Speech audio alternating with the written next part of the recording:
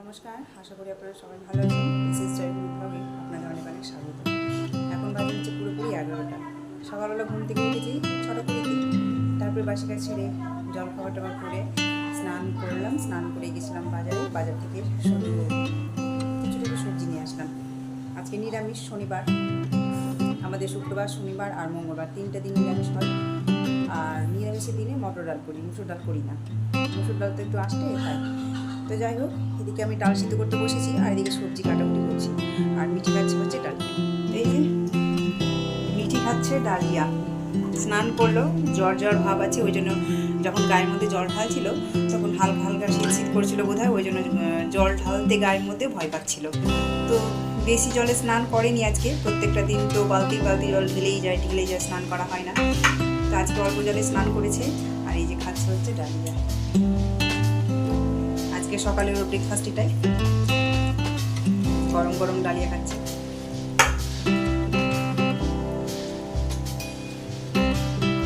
আর এখানে কয়েকটা বই বের করেছি, কয়েকটা বলতে 10টার মতো আছে। একটু আলু, পটল আর বড়ি দিয়ে রসা করবো, মটরের ডাল করবো আর পটল ভাজা করবো। এই আজকে রান্না করবো আমি। এই যে গরমের মধ্যে পায়ের মধ্যে কি একটা বেরিয়েছে, প্রচন্ড বলে ব্যথা করছে। এই জায়গাটা ফুলেও আছে।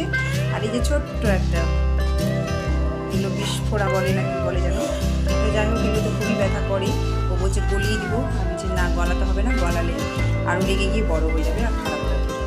ব্যথা চোটেও ভালোভাবে ঠিকঠাক হাঁটতে পারে না, একটু নিঞ্চি হাঁটছে। এই যে চলুন রান্নাটা সেরে নিই। আজকে রেসিপিটা দেখাবো আপনাদেরকে, আলু পটল দিয়ে আর বড়ি দিয়ে রসা করবো। আজকে নতুনত্ব একটা রেসিপি করবো।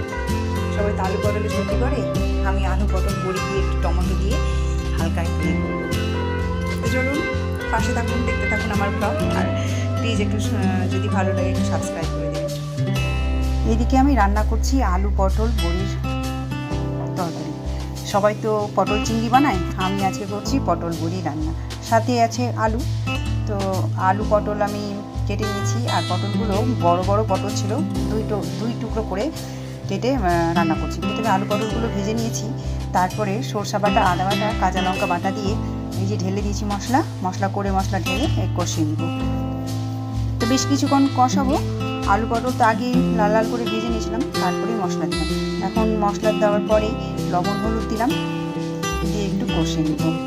তো বেশ কিছুক্ষণ এইভাবে নাড়াচাড়া দিয়েই হালকা আঁচে দিয়ে কিছুক্ষণ নাড়াচাড়া করে ভালো করে কষিয়ে নেব। আর সাথে বড়িও দিয়েছি। যখন আলু পটল ভেজেছিলাম তখন আমি বড়িও ভেজে নিয়েছিলাম, আর মশলা যে দিলাম আমি ওই বড়ি আছে তুলিনি, কারণ এই বড়িটা একটু সিদ্ধ হতে দেরি হয় সেই জন্য। তো এই দেখুন আমার মশলা প্রায় ভাজা ভাজা হয়ে এসেছে। এবার আমি জল দেব। তো আমি জল দিয়ে দিলাম। তো এরপরও জল দিয়ে বেশ কিছুক্ষণ ঢাকা দিয়ে ফুটিয়ে নিব। যখন বড়ি, আলু, পটল সব সিদ্ধ হয়ে যাবে তখন আমি নামিয়ে নিব। তো জল দিয়ে মশলাগুলো বেশ ভেঙে মশলাগুলো ঘন করে আবার ঢাকা দিয়ে দিলাম, তারপরে আমি নামাবো।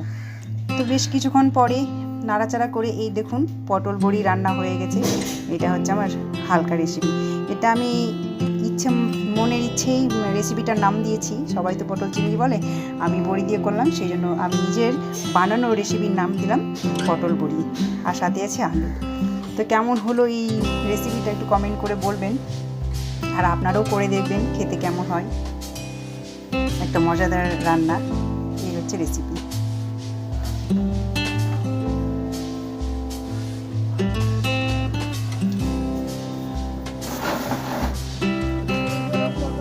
আলু রেসিপি, পটল বড়ি যাকে বললাম আমি, যেটার নতুন নাম দিলাম পটল বড়ি।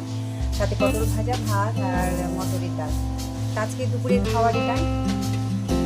কালারটা বেশ সুন্দর লাগছে, খেতে কেমন লাগে আমি জানি না, খাবো তো বুঝতে পারবো। তো দুপুরে খাওয়া দাওয়ার পর্ব শুরু হবে। শুভ সন্ধ্যা। এখন বাজে 7:10। তো এইদিকে পুজো পাঠ, এইদিকে আমাদের খাটের অবস্থা দেখুন কি হয়েছে।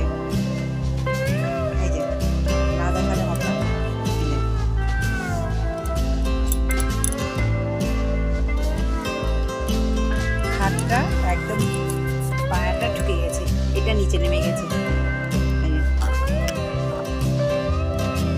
ছুটে গেছে, খাটটা নিচে নেমে গেছে, প্লাইবোর্ডটা উপরে দিয়ে গেছে।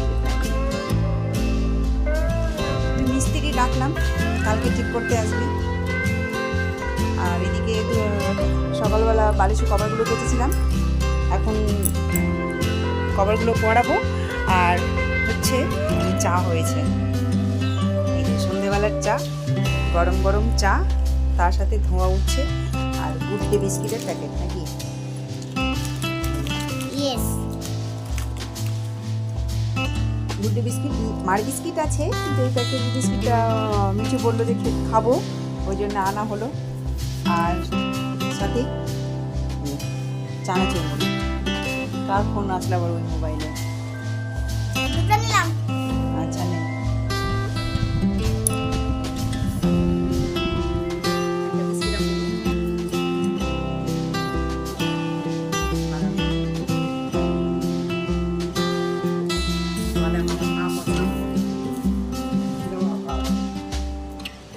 বাদাম খেতে খুব পছন্দ করতাম, ভালোবাসতাম। দেখো, হ্যাঁ হ্যাঁ দেখো, স্কুল কলেজ যদি যেতাম কি না, বাদাম পেলে আমার মার জন্য নিয়ে আসতাম, হ্যাঁ আমার মাকে বাদাম খাওয়াতাম। তারপরে মাধ্যমিক পরীক্ষার দিন, পরীক্ষা দিন আমাদেরকে খাইয়েছিল, কি বলে, আঙুরও এনেছিলাম। দেখো, চা নিলাম, জল খাবে যে। চা নিলাম, দেখো।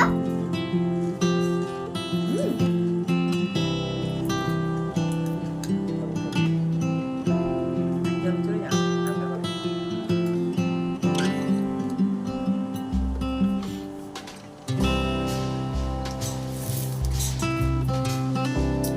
খেলতে গেলাম। সন্ধ্যাবেলা খেলা।